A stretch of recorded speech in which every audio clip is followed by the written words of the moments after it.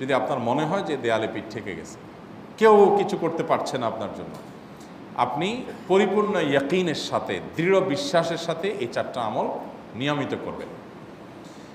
এবং আমি বহু মানুষকে পার্সোনালি এটার পরামর্শ দিয়েছি, ওনারা আমল করেছেন, আমল করে উপকৃত হয়েছেন। এরকম বহু মানুষ আছেন, বৃদ্ধ মানুষ, বাবা ক্যান্সারে আক্রান্ত হয়েছেন অনেক দেরিতে, আল্লাহ তাআলা অলৌকিকভাবে সাহায্য করেছেন। হ্যাঁ, কখনো যদি আল্লাহ তাআলা এই আমলগুলো করার পরও আমার বিপদ দূর না করেন, তাহলে হয় আমার আমলের মধ্যে কোনো ত্রুটি ছিল, অথবা আমার এই বিপদ দূর না হওয়ার মধ্যে আমার জন্য কোনো কল্যাণ নিহিত ছিল। আল্লাহ তাআলা আমার দোয়া কবুল করে যে উপকার হতো তার চাইতে বেটার কিছু হয়তো আমাকে দিবেন, এই ইয়াকিন একজন ইমানদারের থাকবে। সেই 4টা আমলের 1 নম্বর হলো ইস্তেগফারের আমল। ইস্তেগফার, আপনি ফেসে গেছেন কোনো জায়গায়, কোনো উপায় পাচ্ছেন না, আপনি ইস্তেগফার পড়তে থাকেন। আস্তাগফিরুল্লাহ ওয়া আতুবু ইলাইহি, আস্তাগফিরুল্লাহ ওয়া আতুবু ইলাইহি, আস্তাগফিরুল্লাহ ওয়া আতুবু ইলাইহি, আস্তাগফিরুল্লাহ, আস্তাগফিরুল্লাহ, আস্তাগফিরুল্লাহাল্লাযী লা ইলাহা ইল্লা হুয়াল হাইয়ুল কাইয়্যুম ওয়া আতুবু ইলাইহি ওয়া লা হাওলা ওয়া লা কুওয়াতা ইল্লা বিল্লাহ। اللهم أنت ربي لا إله إلا أنت خلقتني وأنا عبدك وأنا على عهدك ووعدك ما استطعت أعوذ بك من شر ما صنعت أبوء لك بنعمتك علي وأبوء لك بذنبي فاغفر لي فإنه لا يغفر الذنوب إلا أنت সাইয়্যিদুল ইস্তিগফার। এভাবে যে কোনো ইস্তিগফার পড়তে থাকেন, আপনি বেশি বেশি করে আল্লাহর কাছে ইস্তিগফার, ক্ষমা প্রার্থনা করতে থাকেন, খুব বেশি। আপনার 2 ঠোঁটে অনবরত আপনি চাইতে থাকেন আল্লাহর কাছে ক্ষমা।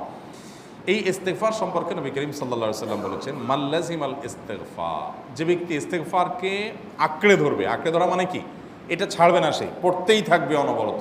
টয়লেটে যাওয়ার সময়টা, ঘুমের সময়টা, খাওয়ার সময়টা বাদে, অবসর নামাজের সময়টা বাদে, বাকি সারাক্ষণ সে ইস্তেগফার পড়বে। এরকম যদি কেউ করে, আল্লাহ রাব্বুল আলামিন জাআলাল্লাহু লাহু মিন কুল্লি হাম্মিন ফারাজা ওয়া মিন কুল্লি যায়কিন মাখরাজা, সকল পেরেশানি থেকে, সকল টেনশন থেকে বের হওয়ার পথ আল্লাহ তাআলা অলৌকিকভাবে তার জন্য আবিষ্কার করে দিবেন। এবং আমি আমার জীবনে যেটা বলেছিলাম, বিস্তারিত বলতে চাই না, এরকম পরিস্থিতি আসছে যে চোখের সামনে কোনো আপাতত রক্ষার কোনো পথ আর খোলা নেই, এমন ভয়াবহ বিপদ। ইস্তেগফার করতে করতে এমনভাবে আল্লাহ তাআলা সাহায্য করেছেন যে এটা কল্পনা করলেও মনে হয় যে স্বপ্নের মতো। কিভাবে এখন এই লোক এই জায়গায় আসলো আমার সাহায্যের জন্য, এই লোক তো এটা আমি এই জায়গায় আসার কথা না, টিকুনি এসে হাজির হয়ে গেলেন এবং উপকারটা, আমার সমাধানটা হয়ে গেল সমস্যা। তো আলহামদুলিল্লাহ, বহুবার আমি পরীক্ষা করেছি, আর আমার পরীক্ষার 2 পয়সার দাম নাই। হাদিসে বলা আছে, গ্যারান্টি দেওয়া আছে, আমার পরীক্ষা করলেই কি না করলেই। তাহলে একটা আমল হলো কি, ইস্তেগফার। সব সময়ের জন্য এটা কন্টিনিউয়াস করবেন, আর এমনিও অবসর সময় ইস্তেগফার করবেন।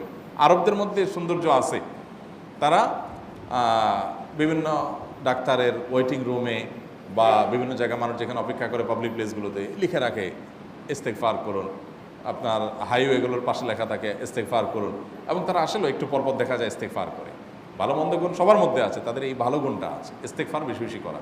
আমরা ইস্তেগফার সচরাচর এইভাবে অনবরত অবসর সময় করার অভ্যাস অনেকের মধ্যেই নাই। আমরা এটা চালু করবো ইনশাআল্লাহ।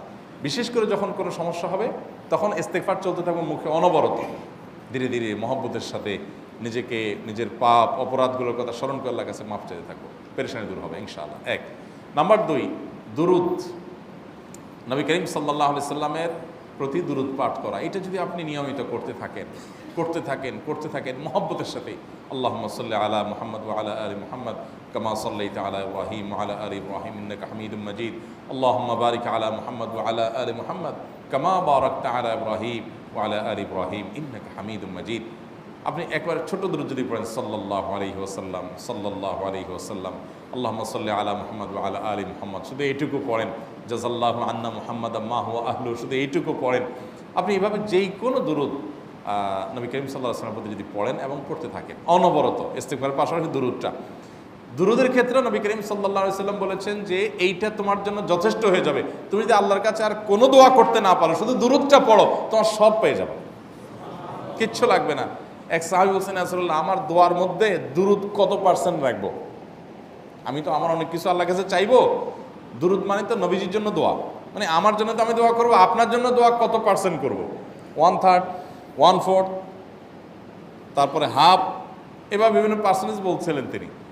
নবী করিম সাল্লাল্লাহু আলাইহি ওয়াসাল্লাম বলেছেন যে হ্যাঁ, এর বেশি করতে পারলে আরও ভালো, আরও ভালো। তো ভদ্রলোক এর বেশি, ওই সাহাবী রাদিয়াল্লাহু তাআলা আনহু, তিনি এর বেশি বাড়াতে একটা পর্যায়ে বলছেন যে আমি সব দোয়া আপনার জন্য করি। নবী করিম সাল্লাল্লাহু আলাইহি ওয়াসাল্লাম বলেছেন, তাহলে তোমার আর কোনো দোয়াই করতে হবে না, এর মধ্যে সব দোয়া চলে আসবে। কারণ আপনি যদি বলেন আল্লাহ আপনার নবীর প্রতি আপনি রহমত নাজিল করেন, আপনার নবীর প্রতি আপনি শান্তি নাজিল করেন, আপনি যেটা দোয়া করেন, তো আল্লাহকে আল্লাহর নবীর প্রতি আপনি রহমত নাজিল করতে বললে আল্লাহ তাআলা আপনার প্রতি রহমত নাজিল করবেন কি করবেন না? আপনি কাউকে খুশি করতে চান, কার কাছ থেকে কিছু আদায় করতে চান, তার ছেলেটারে যদি হাদিয়া তোহফা দেন, আদর যত্ন করেন, তো বাই ডিফল্ট অটোমেটিকলি ওই লোকের সিম্পেথি আপনার দিকে আসবে কি আসবে না? চোখ বন্ধ করে আসবে। তো আল্লাহর নবীর জন্য যখন আপনি দোয়া করবেন তখন আল্লাহ তাআলা আপনার মধ্যে রহমত নাজিল করবেনই, এটা নবী সাল্লাল্লাহু আলাইহি ওয়াসাল্লামের ওয়াদা। যে কোনো পেরেশানি, তিনি আরো বলেছেন যদি কেউ দুরুদের আমল করে নিয়মিত, আল্লাহ রাব্বুল আলামিন তার সকল পেরেশানির জন্য যথেষ্ট করে দিবেন। এই আমলটাকে সবগুলো দূর করার জন্য যথেষ্ট হয়ে যাবে। এই দুরুদের আমলটা আমি দেখেছি সুবহানাল্লাহ গুলির মতো কাজ করে। আজকের ঘটনা, এক ভদ্রলোক সকালে একটা টেলিভিশন চ্যানেলে, বেসরকারি চ্যানেলে প্রোগ্রাম শেষ করে নামছিলাম লিফটে, তো উপস্থাপক উনি বলছিলেন যে ভাই মানে দুরুদের আমল পড়ে আমি কিছুদিন আগে একটা ইয়াতে মানে এমন একটা অবস্থা যে এইটা থেকে বের হওয়ার কোনো পথ আর নাই, শুরু করলাম দুরুদ অনবরত, এরপরে আল্লাহ তাআলা আমাকে এমনভাবে উদ্ধার করলেন আমি কল্পনা করতে পারিনি। আলহামদুলিল্লাহ এই আমলগুলো করে অনেক ভাইরা আমাকে অভিজ্ঞতা জানাইছেন যে আলহামদুলিল্লাহ তাদের অভিজ্ঞতা অলৌকিক। হ্যাঁ, ওই যে বললাম কখনো যদি আল্লাহ তাআলা আপনার দোয়া কবুল না করেন তাহলে হয় আমার ত্রুটি আছে, আর না হলে আমার জন্য আল্লাহ তাআলা এর চেয়ে বেটার কিছু রেখেছেন, আমি সেই ইয়াকিন রাখবো ইনশাআল্লাহ বিইذنিল্লাহ। আর এই দোয়াতে সমাধান হবেই হবে, সে বিশ্বাস থাকতে হবে। নবী করিম সাল্লাল্লাহু আলাইহি ওয়াসাল্লাম বলেছেন, হাদিসে কুদসিতে আল্লাহ বলেছেন আনা ইনদা যান্নি আবদি বি, বান্দা আমার প্রতি যেমন ধারণা করে আমি তেমন আচরণ করি। আপনি যদি চিন্তা করেন করে দেখি হয় কি না, দেখি ট্রাই করি, তাহলে ওই আল্লাহ তাআলা বলবেন ঠিক আছে দেখতে থাক। আপনি যদি ইয়াকিন করেন যে না নবী করিম সাল্লাল্লাহু আলাইহি ওয়াসাল্লাম যে বলেছেন অতএব সেটা হবেই, আর আল্লাহ রাব্বুল আলামিনের কাছে আমি ওইভাবেই চাবো যে আল্লাহ দিবেনই, আমি নিয়েই ছাড়বো, ইনশাআল্লাহ গুলি মিস হতে পারে, আপনার দোয়া মিস হবে না।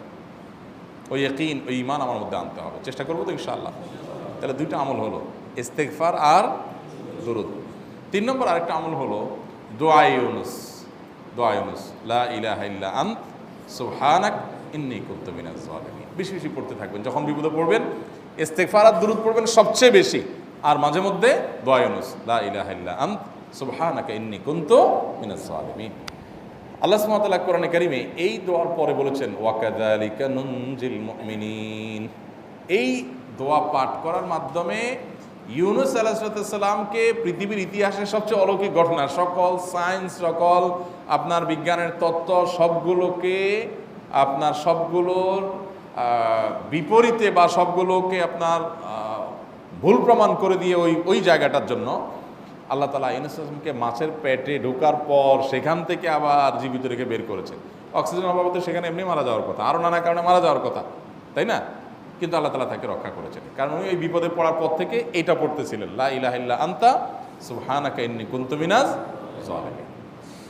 তো আল্লাহ তাআলা কোরআনে বলেছেন এটা ইউনুস, তার নবী ইউনুস আলাইহিস সালামকে আল্লাহ তাআলা এর মাধ্যমে রক্ষা করেছেন, সেটা তার জন্য খাস না, এটা তার জন্য স্পেশাল না, বরং আল্লাহ বলেছেন ওয়াকাযালিকা নুনজিল মুমিনিন, এটা দিয়ে আমি তাকে রক্ষা করেছি, একইভাবে ঈমানদারদেরকেও এইটার মাধ্যমে রক্ষা করব। এটা বড় অস্ত্র পেয়ে গেলাম। দোয়া ইউনুস বেশি বেশি পড়বো ইনশাআল্লাহ, লা ইলাহা ইল্লা আনতা সুবহানাকা ইন্নী। আমার দেশে আবার দেখা যায় বিপদ হয়ে গেলে তখন হুজুর ভাড়া করে যে ভাই আপনারা সবাই মিলে এটা 1 লাখ বার পড়ে দেন, 1.25 লাখ বার পড়ে দেন, টাকা দিমো আপনারা পড়ে দেন। আপনারটা আপনি পড়বেন ভাই, হুজুরদের কাছে দোয়া চান সমস্যা নাই, আর হুজুরদেরকে খাটায়া টাকা দিবেন কেন, এমনি টাকা দিবেন না দিয়া। আর এই দোয়া নিজে নিজে করতে থাকবেন। ইউনুস আলাইহিস সালাম ওই সময় কি লোক ঠিক করছিলেন যে ভাই আপনারা সবাই দোয়া ইউনুস পড়েন, আমি গেলাম, আমি মাছের পেটে গেলাম, আপনারা বসেন সবাই দোয়া ইউনুস পড়া দেবেন, করছেন উনি? ওনারটা উনি করছেন, তো আপনারটা আপনি শুরু করবেন, দোয়া ইউনুস না। 4 নম্বর আমল হলো ইয়া যাল জালালি ওয়াল ইকরাম, এটা বিশেষ করে পাঠ করবেন। নবী করিম সাল্লাল্লাহু আলাইহি ওয়াসাল্লাম বলেছেন আলিজু বিয়া যাল জালালি ওয়াল ইকরাম, ইয়া যাল জালালি ওয়াল ইকরাম এইটাকে তোমরা আঁকড়ে ধরবে। ইয়া যাল জালালি ওয়াল ইকরামের মানে কি? এটা আল্লাহকে ডাকা, আর কিছু না, এবং হাদিসে বর্ণিত দোয়া, এটা মাসনুন দোয়া। ইয়া যাল জালালি ওয়াল ইকরাম মানে হে মহা ক্ষমতার অধিকারী, প্রতাপশালী এবং সম্মানের মালিক, এটা বলার মানে হলো আল্লাহর কাছে নিবেদন করা, যেহেতু আপনার প্রতাপ আছে, আপনার জালাল আছে, আপনার বড়ত্ব আছে, হে বড়ত্বের অধিকারী এবং হে সম্মানের অধিকারী, আপনার যেহেতু আল্লাহ তাআলা এটা, আপনার যেহেতু এটা আছে, অতএব হে আল্লাহ আপনি আমাকে এটা দান করুন, আপনার সেখান থেকে আমার প্রতি রহম করুন, আপনার সেখান থেকে আমাকে, আপনার বড়ত্ব থেকে আমাকে আপনি হেফাজত করুন, আপনার একরাম থেকে আমাকে আপনি, তা দিয়ে আপনি আমাকে রহম করুন। তো সেই দোয়া আল্লাহ তাআলার কাছে নিবেদন করতে পারি, ইয়া যাল জালালি ওয়াল ইকরাম। এর পাশাপাশি তাহাজ্জুদের নামাজ এবং যে কোনো নফল নামাজ। কারণ নবী সাল্লাল্লাহু আলাইহি সাল্লাম ইজা হাজাবাহু আমরুন সাল্লা, নবীজি সাল্লাল্লাহু আলাইহি সাল্লামের কোনো পেরেশানি শুরু হলে আগে ওযু করে 2 রাকাত নামাজ পড়তেন, ওযু করে 2 রাকাত নামাজ পড়তেন। আমাদের যখন পেটে ব্যথা শুরু হয় আগে কার কথা মনে পড়ে? ডাক্তারের কথা মনে পড়ে। যখন গায়ে জ্বর আসে সবার আগে মনে পড়ে কিসের কথা? নাপা, নাপা, ঠিক না? জ্বর আসছে গায়ে, সবার আগে আমরা কি চিন্তা করি? নাপা। নাপা আপনি চিন্তা করেন, খান, নিষেধ না তো, ওষুধ গ্রহণ করা সুন্নত। নবী সাল্লাল্লাহু আলাইহি সাল্লাম নির্দেশ করেছেন ওষুধ সেবন করতে, আপনি করেন, ভালো কথা। কিন্তু ইমানদার সব কিছুর আগে ব্যথা আসছে, তাহলে ব্যথার জন্য একটা ওষুধ দোয়া শিখেছেন, দোয়াটা আগে করবে, পাশাপাশি ওইটা করবে। এলো ইমানদারের কাজ। আমরা আজকাল ইমান থেকে অনেক দূরে সরে গেছি। আল্লাহ আমাদের সেই ইয়াকিন দান করুন। তাহাজ্জুদের সময় দোয়া, অনেক বেশি দোয়া কবুল হয়। তাহলে 4টা আমল ইনশাআল্লাহ আপনাকে এই ভয়াবহ বিপদ থেকে উদ্ধার করার জন্য সাহায্য করবে ইনশাআল্লাহ। সে ইয়াকিন নিয়ে করবেন। সেই সাথে as-সাদাকা তারদুল বালা, দান সাদাকা করা, অন্যান্য যে আমলগুলো আছে টুকটাক সেগুলোর সাথে সাথে চালানো। বাকি এই 4টাকে বেসিক্যালি একটু জোরভাবে করতে থাকা। আস-সুন্নাহ ফাউন্ডেশন, উম্মার স্বার্থে সুন্নাহর সাথে।